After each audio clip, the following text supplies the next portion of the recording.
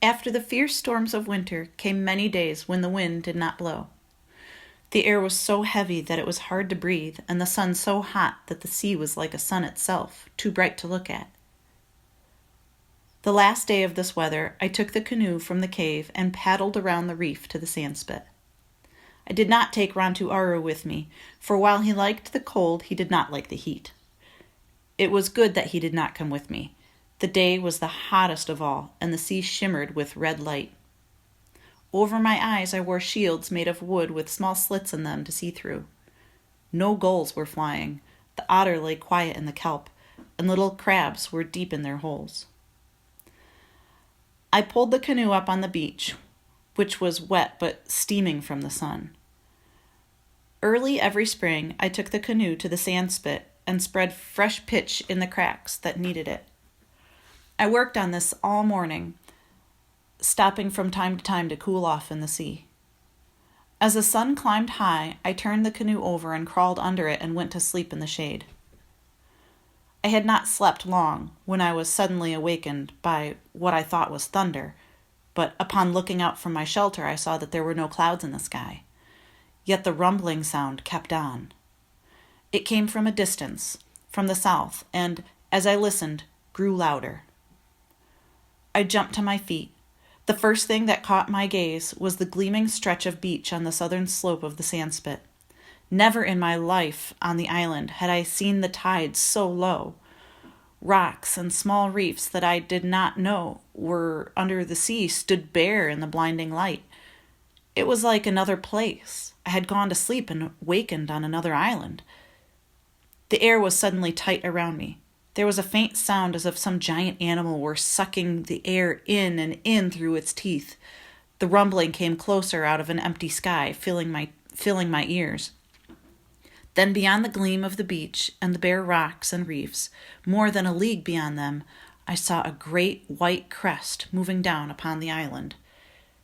It seemed to move slowly between the sea and the sky, but it was the sea itself. I tore off the shields I wore over my eyes. In terror, I ran along the sandspit. I ran and stumbled and got up again and ran again. The sand shuddered under my feet as the first wave struck. Spray fell around me like rain. It was filled with pieces of kelp and small fish. By following the curve of the sandspit, I could reach the cove and the trail that led to the mesa, but there was no time for this. Water was already rushing around my knees, pulling from every direction. The cliff rose in front of me, and though the rocks were slippery with sea moss, I found a hold for a hand and then a foot. Thus, a step at a time, I dragged myself upward. The crest of the wave passed under me and roared on toward Coral Cove. For a time, there was no sound. Then the sea began to seek its old place, running backward in long, foaming currents. Before it could do so, another great wave moved out of the south.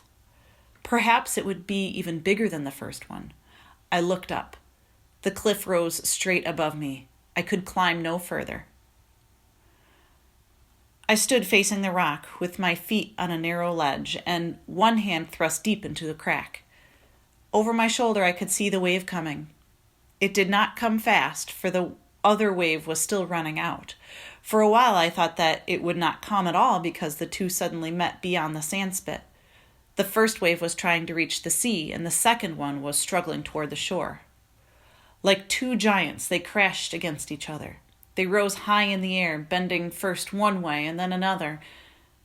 There was a roar as if great spears were breaking in battle, and in the red light of the sun, the spray that flew around them looked like blood.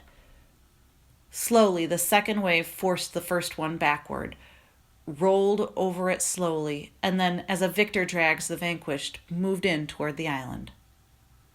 The wave struck the cliff. It sent long tongues streaming around me so that I could neither see nor hear. The tongues of water licked into all the crevices, dragged at my hand and at my bare feet gripping the ledge. They rose high above me along the face of the rock, up, and then spent themselves against the sky and fell back, hissing past me to join the water rushing on toward the cove. Suddenly, all around me was quiet. In the quiet, I could hear my heart pounding, and I knew that my hand still held its hold on the rock and that I was alive. Night came, and though I was afraid to leave the cliff, I knew that I could never stay there until morning, that I would go to sleep and fall. Neither could I find my way home, so I climbed down from the ledge and crouched at the foot of the cliff. Dawn was windless and hot. The sandspit was strewn with hills of kelp. Dead fish and lobsters and pink crabs lay everywhere, and 2 small whales were stranded against the rock walls of the cove. Far up the trail that led to the mesa, I found things from the sea. Rantu Aru was waiting at the fence. When I crawled under it, he jumped upon me and followed me around, never letting me out of his sight. I was glad to be home on the high headland where the waves had not come. I had been gone only from one sun to the next, yet it was like many suns, like the time I had gone away in the canoe. Most of the day I slept, but I had many dreams, and when I awoke, everything around me was strange. The sea made no sounds on the shore. The gulls were quiet. The earth seemed to be holding its breath, as though it were waiting for something terrible to happen.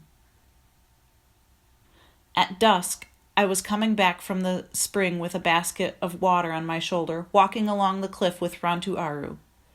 Everywhere the ocean was smooth and yellow, and it lay against the island as if it were very tired. The gulls were still quiet, perched on their rocky nests. Slowly, the earth began to move.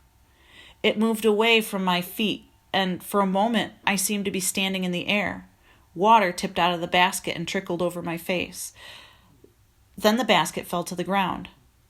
Not knowing what I did, thinking foolishly that another wave was upon me, I began to run. But it was a wave of earth, and it rippled under me along the cliff. As I ran, another wave overtook me. Looking back, I saw many of them coming out of the south, like waves in the sea. The next thing I remember, I was lying on the ground, and Rantu Aru was beside me, and we were both trying to get to our feet. And then we were running again toward the headland, toward the house that kept moving off into the distance. The opening under the fence had caved in, and I had to pull the rocks away before we could crawl through. Night came, but the earth still rose and fell like a great animal breathing. I could hear rocks tumbling from the cliff, falling down into the sea. All night, as we lay there in the house, the earth trembled and rocks fell, yet not the big one on the headland, which would have fallen if those who make the world shake had really been angry with us. In the morning, the earth was quiet once more, and a fresh wind that smelled of kelp blew out of the northern sea.